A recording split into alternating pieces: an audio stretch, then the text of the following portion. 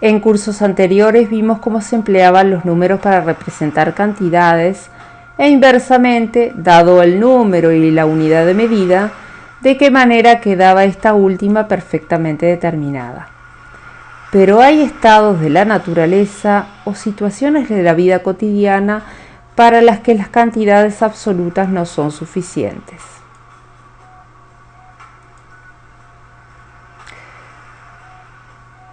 Veamos este ejemplo. Si escuchamos, el explorador se encuentra a 5.000 metros del nivel del mar, ¿de qué explorador nos hablan? ¿Del alpinista o del tripulante del batiscafo? Y si nos dicen que la temperatura es de 3 grados, ¿está determinada esa medida?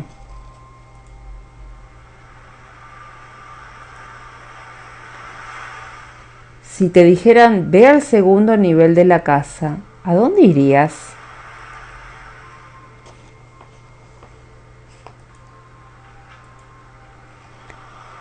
Y si en un libro de historia leemos, la escritura se inventó en el año 4000.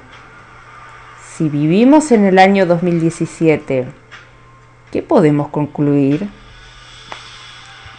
Como no puede ser un suceso a acontecer en el futuro, ¿dónde ubicaríamos el año 4000? ¿A partir de qué referencia lo haríamos? Existen cantidades para cuya determinación es necesario otro dato más, el sentido. Consideremos una recta y un punto de ella llamado origen. O. Consideremos un punto que se mueve sobre la recta. Puede hacerlo en dos sentidos opuestos. A uno de ellos, elegido arbitrariamente, le llamaremos sentido positivo. Tomamos un segmento U cuya medida sea 1. Puede ser 1 centímetro, 1 metro. Y ubicamos a un punto A de tal forma que el segmento OA mida 4. Entonces el número 4 se corresponde con el punto A y el punto A corresponde al número 4.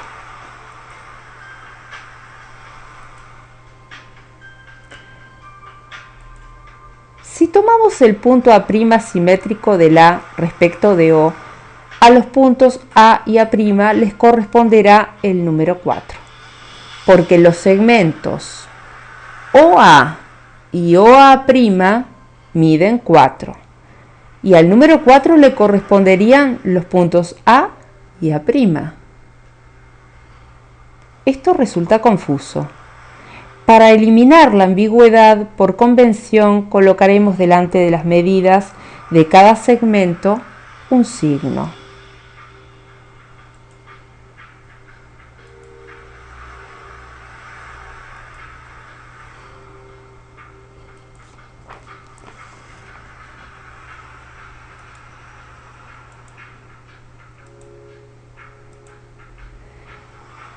Llamaremos números positivos los precedidos por el signo de más. Y si no aparece ese signo, los números naturales excepto el 0 son números positivos. Y los puntos a su izquierda, números negativos, con el signo de menos. Según la convención anterior, los puntos situados a la derecha del origen son positivos y los puntos a su izquierda números negativos. El origen se hará corresponder con el 0. Todos ellos reciben el nombre de números enteros. A cada número entero le corresponde un solo punto de la recta, y recíprocamente a cada punto de la recta le corresponde un solo número entero. El conjunto de los números naturales está formado por el 0 y los números positivos. el conjunto de los números naturales está contenido o es un subconjunto del conjunto de los números enteros, al cual señalamos con la letra Z mayúscula.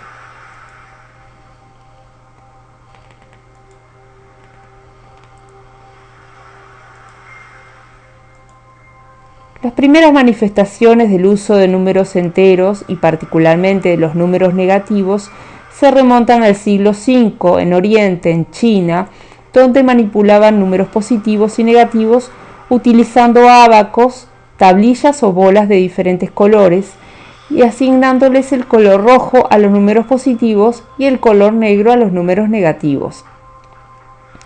Los hindúes fueron los pioneros en utilizar cantidades negativas para representar deudas. Lo que debemos, lo que nos falta y debemos sacar de nuestro bolsillo, los hindúes lo representaban con el signo menos.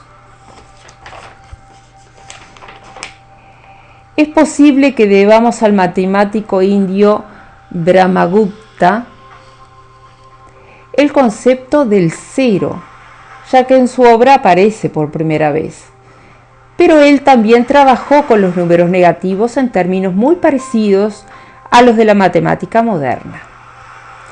En Alemania, en el siglo XV, los comerciantes, ante una ganancia, colocaban una letra P de plus, que significa más, delante del número relacionado con el aumento de patrimonio, y una letra M de minus, de menos, delante del número que delataba esa disminución de patrimonio, utilizando el color rojo para destacarla.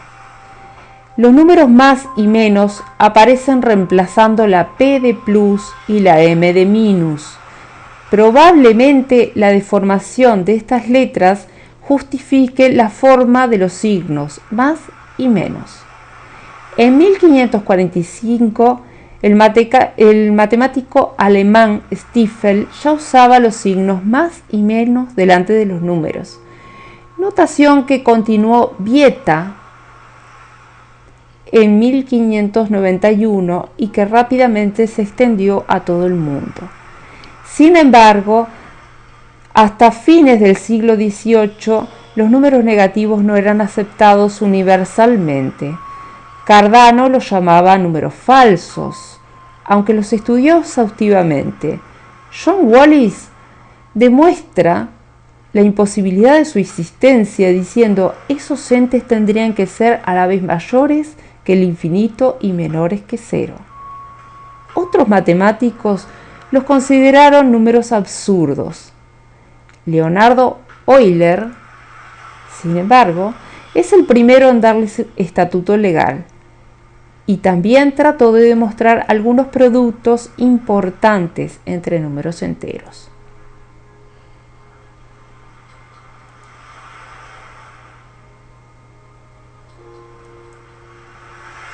De dos números enteros cualesquiera, es menor aquel cuyo índice se encuentra a la izquierda del otro.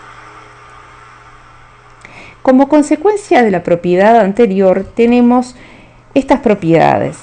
El número 0 es mayor que cualquier número negativo y menor que cualquier positivo. Cualquier número positivo es mayor que cualquier número negativo. Es que los números enteros crecen en el sentido del eje numérico que mostrábamos antes y en el sentido en el que crece la palabra crecientes.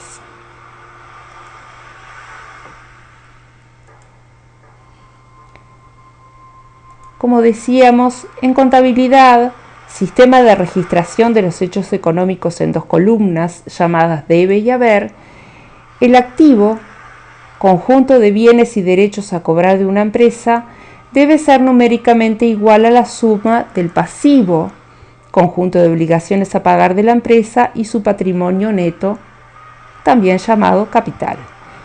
Es decir, al restar activo menos pasivo, obtenemos el patrimonio neto. Tendremos ganancias siempre que el patrimonio aumente y pérdidas cuando el patrimonio disminuye. Los comerciantes alemanes del siglo XV utilizaban la letra P delante de las ganancias y la letra M delante de las pérdidas. Hoy, delante de las ganancias, podemos colocar el signo de más o no hacerlo, pero delante de las pérdidas debemos colocar el signo de menos, aunque también podemos registrar las pérdidas a través del del color rojo.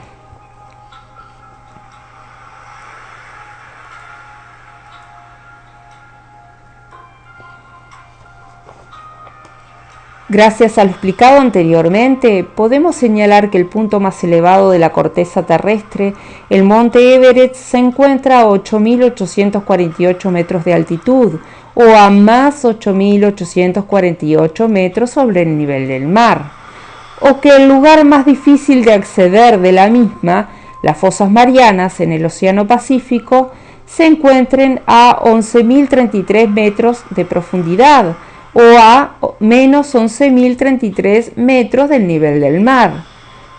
El nivel del mar se considera por convención como el punto de altitud cero.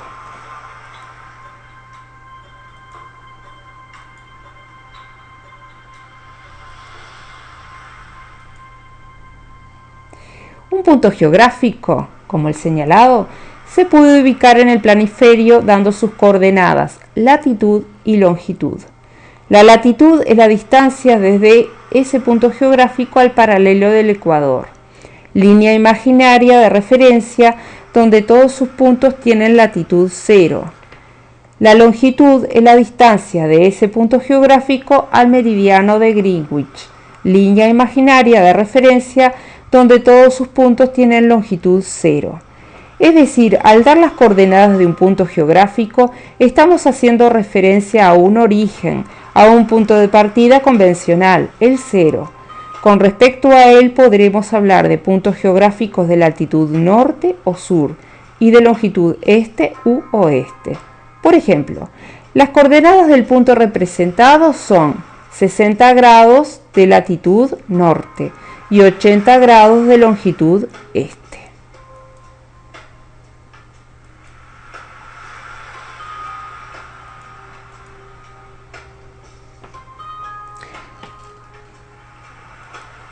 En geografía, también podemos utilizar los números enteros, ya que podemos indicar que los puntos geográficos en el hemisferio norte son puntos geográficos de latitudes positivas, mientras que los puntos geográficos que se encuentran en el hemisferio sur son puntos geográficos de latitudes negativas, y que los puntos geográficos del hemisferio este son puntos geográficos de longitudes positivas, mientras que los puntos geográficos que se encuentran en el hemisferio oeste son puntos geográficos de longitudes negativas.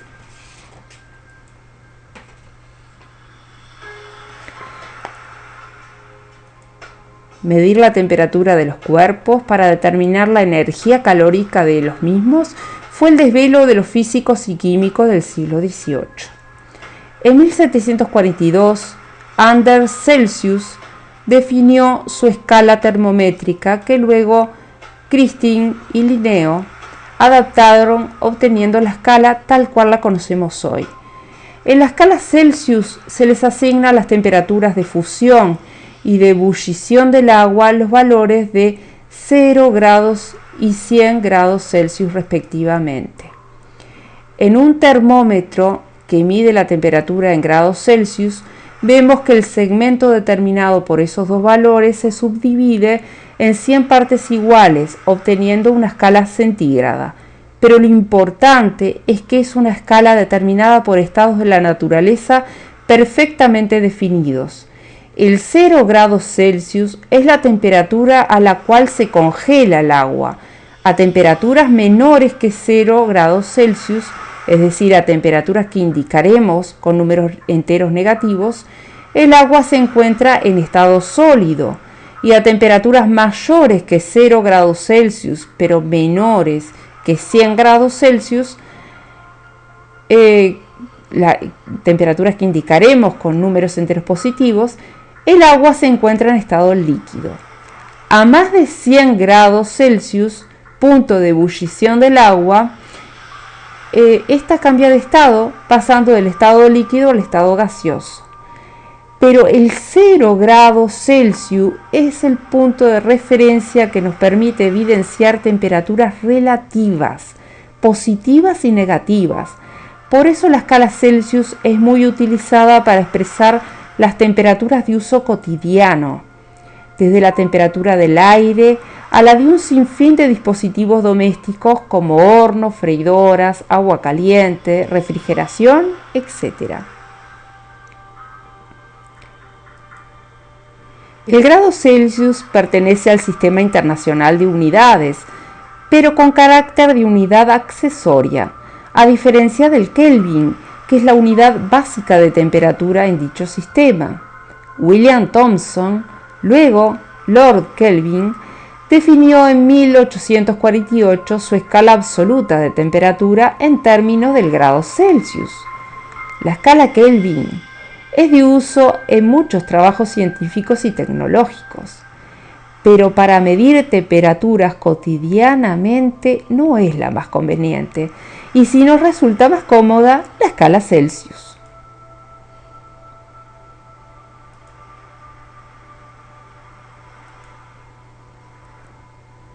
En nuestra cultura, los hechos históricos están determinados en el tiempo considerando como punto de referencia el nacimiento de Jesucristo.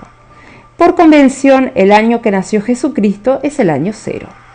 Tenemos, por lo tanto, hechos que sucedieron antes de su nacimiento, como la invención de la escritura.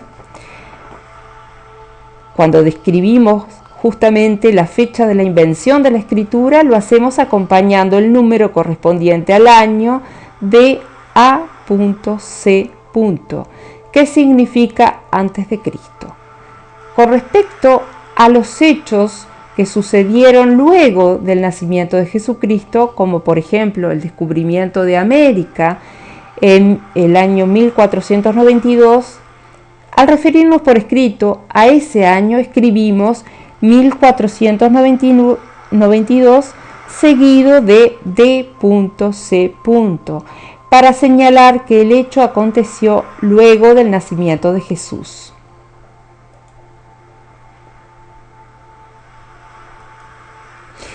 Pero gracias a los números enteros podemos decir que la escritura se inventó aproximadamente en el año menos 4000 y que el descubrimiento de América aconteció en el año más 1492 de la era cristiana, es decir, aquella que toma convencionalmente año 0 al año que nació Jesús.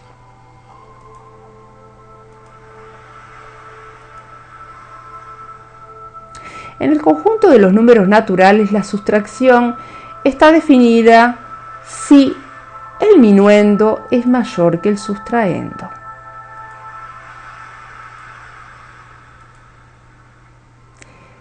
Vemos, por lo tanto, que dentro del conjunto de los números naturales podemos calcular, podemos operar 850 menos 250, obteniendo 600, un número natural como diferencia.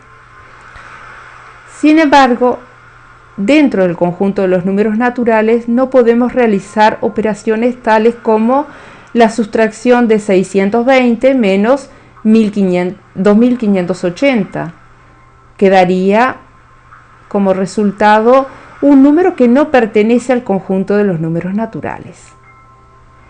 En el conjunto de los números naturales, por tanto, la operación sustracción no es cerrada. Es decir, podemos plantearnos una sustracción y no obtener como resultado un número que pertenezca al conjunto de los números naturales.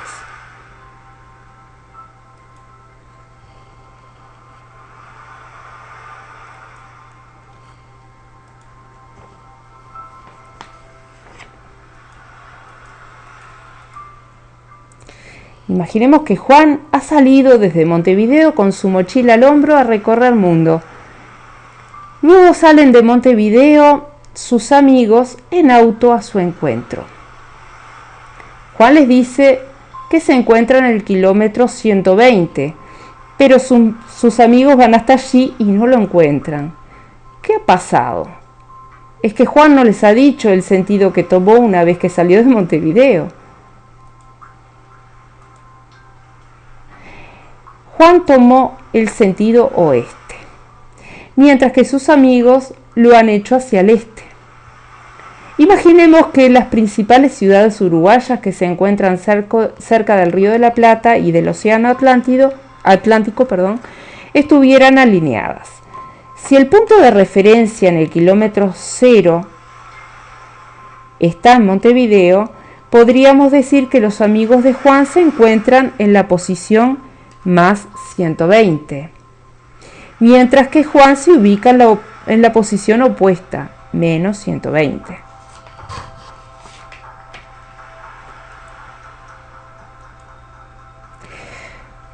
Menos 120 es el opuesto de más 120. 120, número positivo, es el opuesto de menos 120. 120 es el opuesto del opuesto de 120. Los amigos de Juan deciden ir a su encuentro, tomando el sentido contrario al que habían elegido. Ya en el kilómetro 73, ¿qué distancia aún deben recorrer para encontrarlo? La distancia que los separa de Montevideo es 73 kilómetros, valor que obtenemos prescindiendo del signo del número entero que indicaba su posición. 73 es el valor absoluto de más 73. Luego deben recorrer la distancia que separa a Montevideo de Juan. Ella es 120 kilómetros. El valor absoluto del número que indica la posición de Juan, menos 120 kilómetros. El valor absoluto de un número entero se indica encerrando dicho número dentro de barras verticales. Por lo tanto, la distancia que separa a Juan de sus amigos es la suma de los valores absolutos de menos 120 y 73 kilómetros. Es decir, 193 kilómetros, siempre considerando que las ciudades Colonia, Montevideo, Piriápolis, Punta del Este y La Paloma se encuentren alineadas. Esta distancia ¿se puede obtener de otra manera? Para hallar la distancia recorrida por los amigos de Juan, puedes plantear la diferencia de posición que experimentaron una vez que se encontraron con Juan. Hazlo. ¿Qué conclusiones puedes extraer? Nos vemos en la siguiente clase, donde trataremos las operaciones en el conjunto de los números enteros. Hasta la próxima.